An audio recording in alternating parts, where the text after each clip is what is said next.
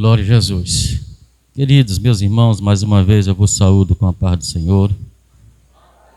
Lucas, capítulo de número 5. Lucas, capítulo de número 5. Evangelista Lucas, doutor Lucas, historiador Lucas. 3 ofícios o homem tinha sobre o seu currículo. Versículo 1, irmãos. Aconteceu que, ao apertá-lo a multidão para ouvir a palavra de Deus, estava ele junto ao lago de Genezaré. Versículo de número 2 agora, irmãos.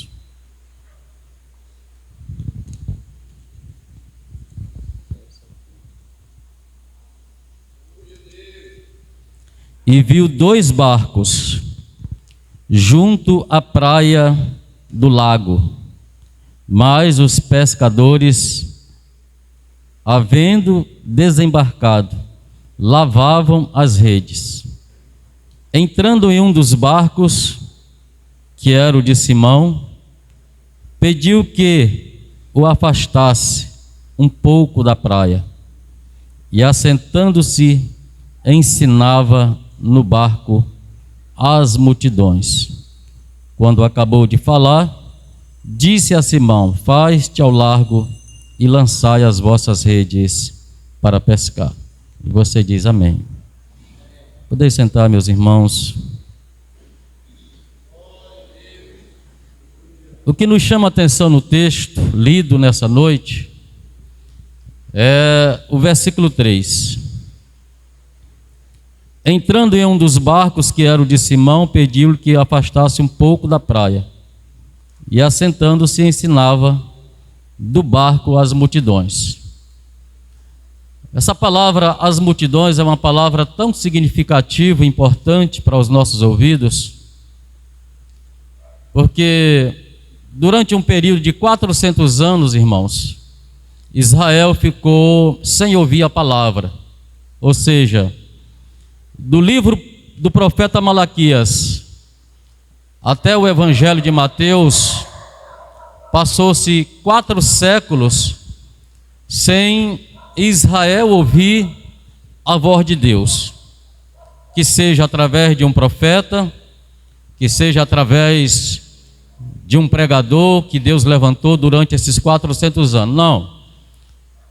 O profeta Malaquias encerra o seu livro, e só depois de 400 anos, Deus se manifesta no meio do povo de Israel, dizendo e falando ainda com o sacerdote que estava dentro do santuário, do Santo dos Santos, que era o profeta, o sacerdote Zacarias, e estava anunciando naquele dia que haveria de nascer um menino chamado João Batista. Ou seja, depois de 400 anos sem Deus se comunicar com os homens ou com o seu povo, chamado povo de Israel, Deus se manifesta agora para anunciar que haveria de vir um menino, primo de Jesus, mais velho do que Jesus 6 meses, e que traria as mensagens de boas novas e prepararia o caminho do Senhor. João Batista foi esse trator de esteira para anunciar o ano aceitável do Senhor. E quando João Batista já está no final do seu ministério, como a igreja conhece muito bem, estava aprisionado ali no calabouço do rei Herodes. João Batista ainda tem dúvida, depois de passar algum tempo pregando uma mensagem das boas novas de salvação, João Batista tem dúvida em relação a quem o homem qual ele representava, se era o Messias. Aí ele chama 2 discípulos e manda perguntar para Jesus, porque a notícia era notória, a palavra estava sendo pregada, todos os canais de televisão da época, da mídia, da rádio, os outdoors, Jesus estava ali estampado. Pregador nazareno estará pregando aqui em Cafarnaum. Jesus de Nazaré estará pregando às margens da Galileia. Jesus de Nazaré estará passando em Jericó e vai pregar lá também. E era assim um anúncio, irmãos. Para quem não entende, você perdeu a oportunidade da glória a Deus.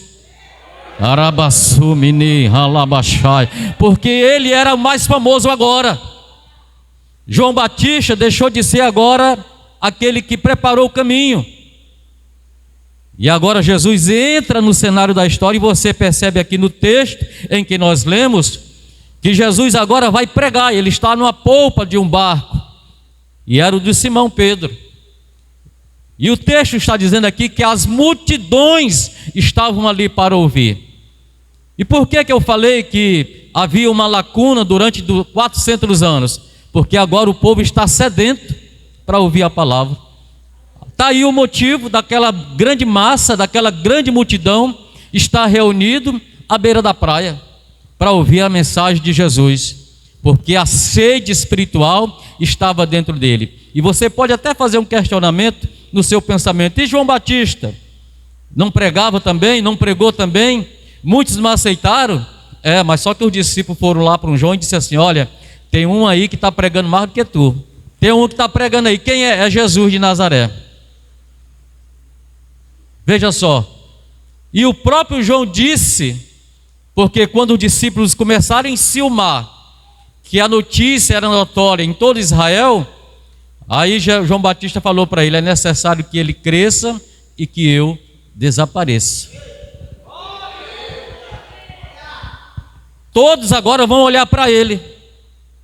Todos agora vão se dedicar a ouvir ele.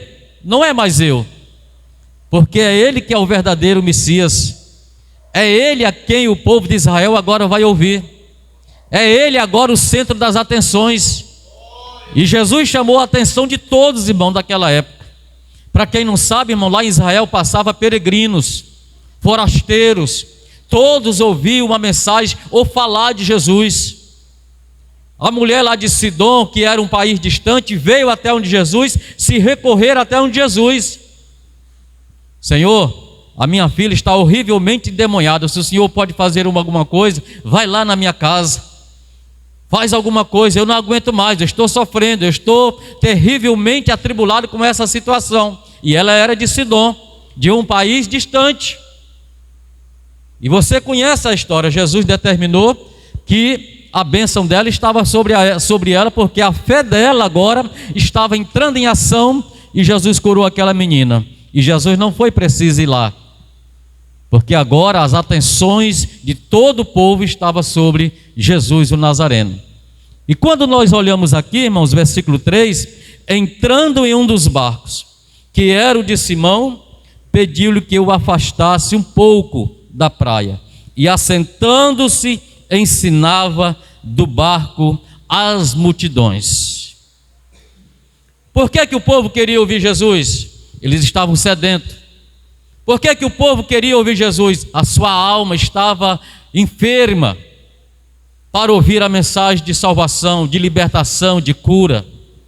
Por que o povo queria ouvir Jesus? Porque passou muito tempo sem um mensageiro de Deus, sem um verdadeiro profeta.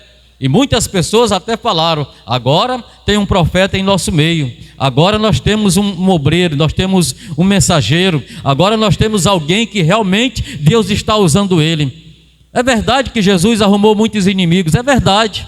É verdade que muitos chamaram ele de demônio. É verdade que muitos chamaram Jesus de charlatão. É verdade que muitos chamaram ele de enganador. Mas ouvia também uma multidão que gritava e dizia: Hosana, Hosana, glória a Deus nas alturas. É verdade que existia essa multidão, e eu creio que essa multidão está aqui nessa noite.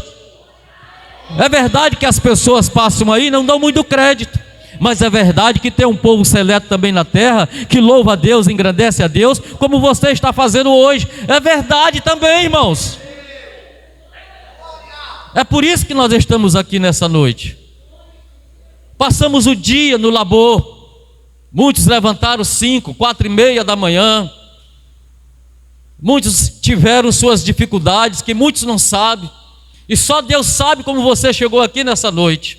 Quantas pessoas estavam às margens da praia para ouvir a mensagem de Jesus? Quantas pessoas estavam doentes? Quantas pessoas estavam sedentas de ouvir uma palavra de ânimo, de prosperidade, de saúde? Era uma multidão, irmãos. Essas pessoas não estavam somente querer ouvir algo que viesse agradar o seu ego, não, mas levantar agora uma vida espiritual diante de Deus.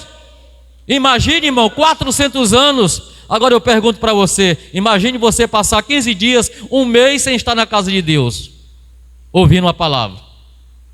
Você aguentaria? Você sabe das consequências que poderia vir sobre a sua vida ou sobre a minha vida, de não exercitar o momento da oração devocional que nós temos com Deus? Se é de manhã, se é 9 horas, se é meio-dia, se é à tarde, se é de noite, se é meia-noite. O momento da nossa leitura da palavra, de meditar na palavra. Imagine se tudo isso fosse cortado de você e você passasse um tempo desse.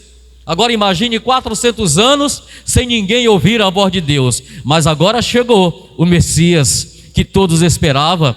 E a mulher samaritana foi enfática em dizer: não, nós sabemos que ele vem, o Messias vai nos ensinar, e quando ele vier, vai nos ensinar tudo o que nós queremos saber. A mulher samaritana falou isso para Jesus às margens do poço de Jacó. E Jesus disse: olha, mulher, sou eu que falo contigo, aleluia. E Jesus está aqui nessa noite para trazer essa palavra, falando com você, falando comigo através da sua palavra, nos fortalecendo, irmão.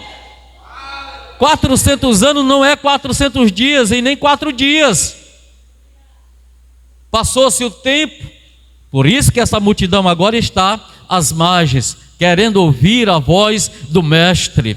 A voz que traria uma palavra para que os corações agora fossem cheios, para que a alma sedenta pudesse agora se regozijar na presença de Deus. Muitos naquele dia, com certeza, estavam com seus enfermos, muitos naqueles dias estavam com seus mortos, muitos naquele dia estavam cegos, paralíticos, diante daquele Deus que poderia acalmar suas situações de uma hora para outra.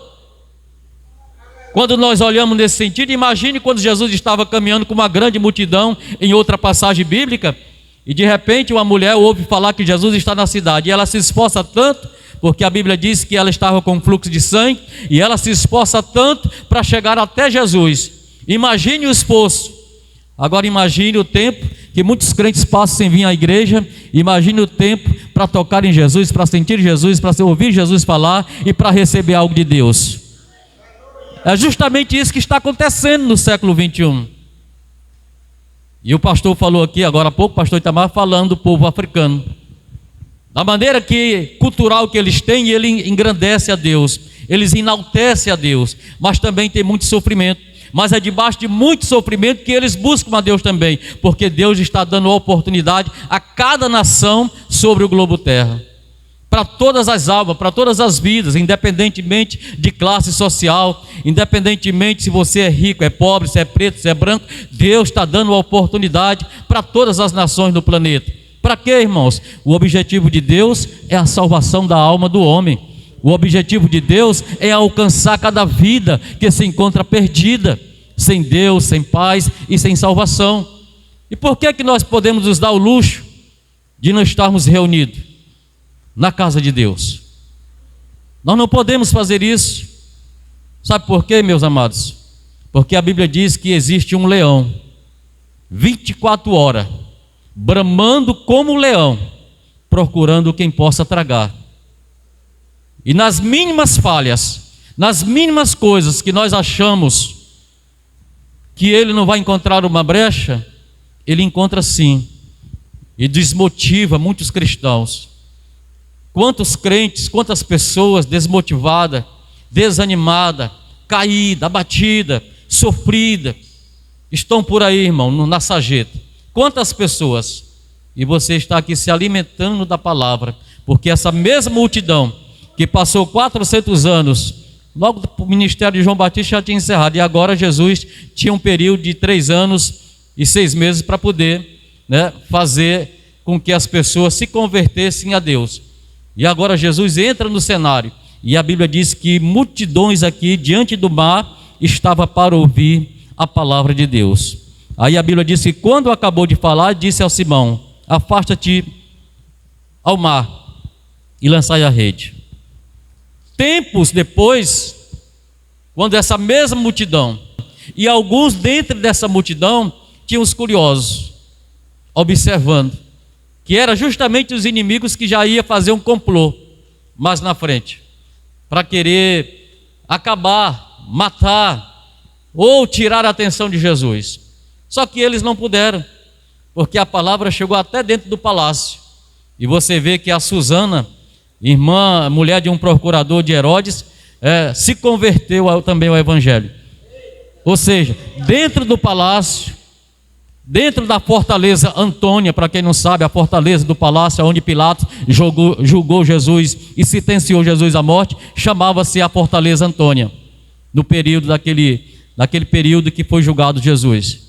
E lá dentro tinha algumas mulheres, tinha alguns romanos, alguns soldados foram enviados pelos fariseus para prender Jesus e eles voltaram.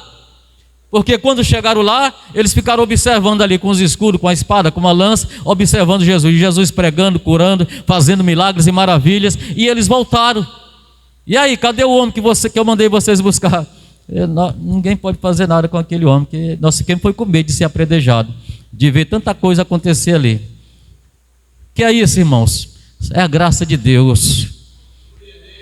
Nós vivemos aqui nessa noite, deixa eu fazer uma aplicação aqui. Nós estamos vivendo no século 21.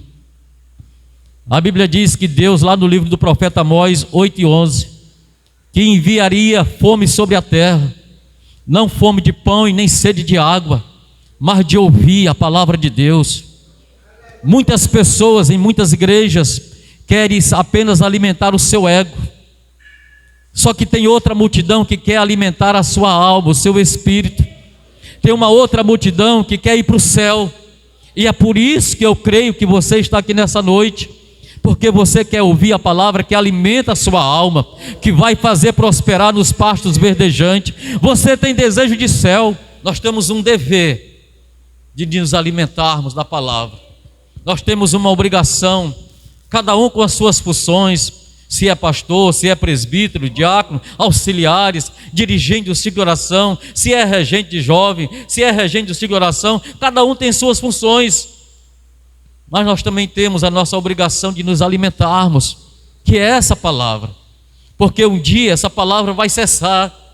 Mas enquanto estivermos nos alimentando, irmão, nós temos forças para prosseguir. A leitura oficial foi bem clara nessa noite, nos demais irmãos. Revestivos de toda a armadura de Deus, capacete da salvação, escudo da fé. E o que é esse escudo da fé, irmãos? É resistir os labores, as permutas que o inimigo traça contra a nossa vida. É 24 horas, mas você nem percebe que muitas vezes existem anjos batalhando ao nosso favor.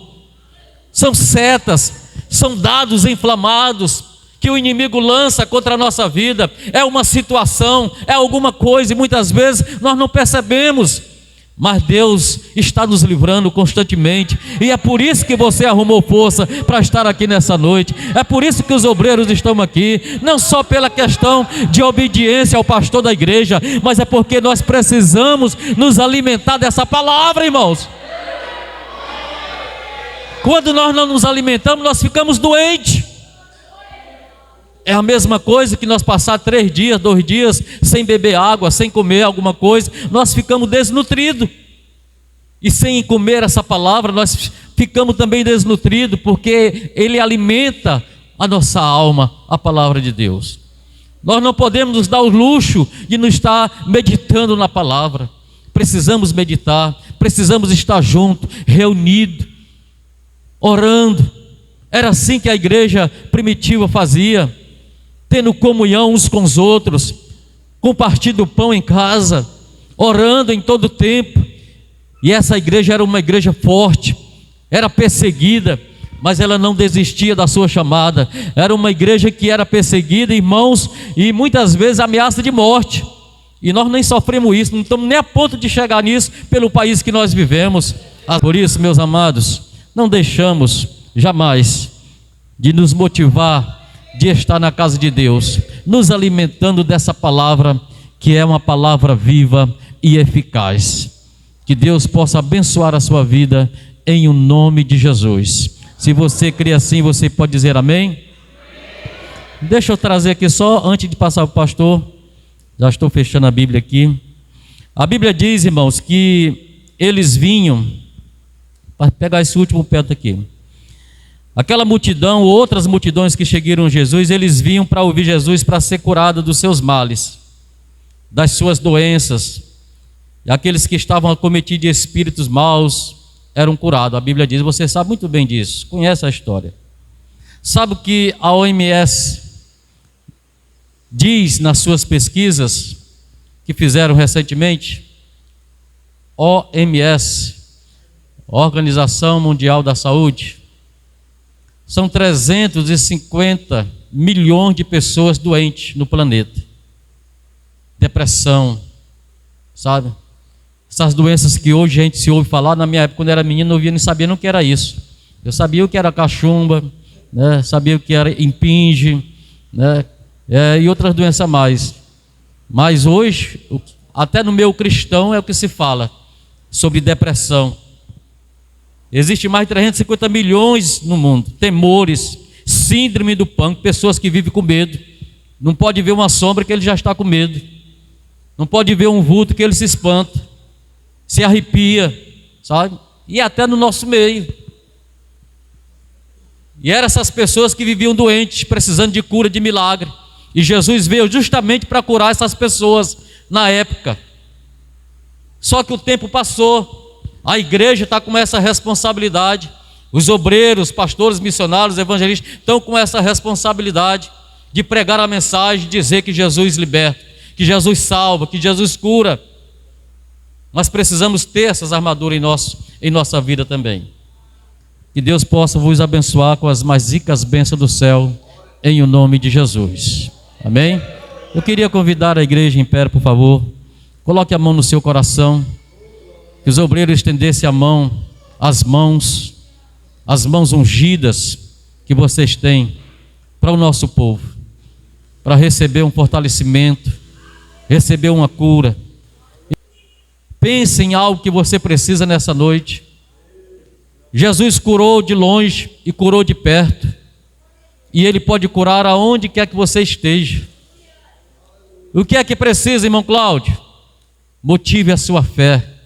Anai, Shulai, Merei, Kandarabasu, Minihaj. Você sabe que você tem uma fé natural, aquela fezinha natural, mas você tem dentro de você uma fé sobrenatural. Coloque a alinhação nessa noite.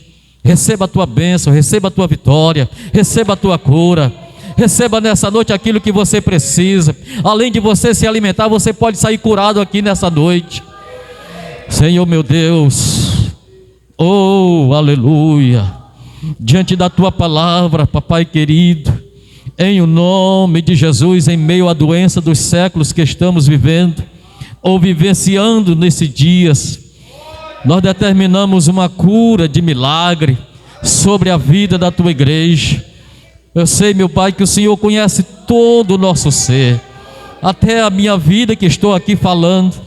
Todos os obreiros estão com as mãos levantadas aqui sobre a tua igreja. Nós liberamos nessa noite, com as mãos erguidas, uma bênção sobrenatural sobre a sua vida, meu irmão, sobre a sua vida jovem, sobre a sua casa, sobre a sua família, sobre os seus pais, em o nome de Jesus de Nazaré. Receba a tua bênção, receba a tua vitória nessa noite. Creia que Deus está na tua vida.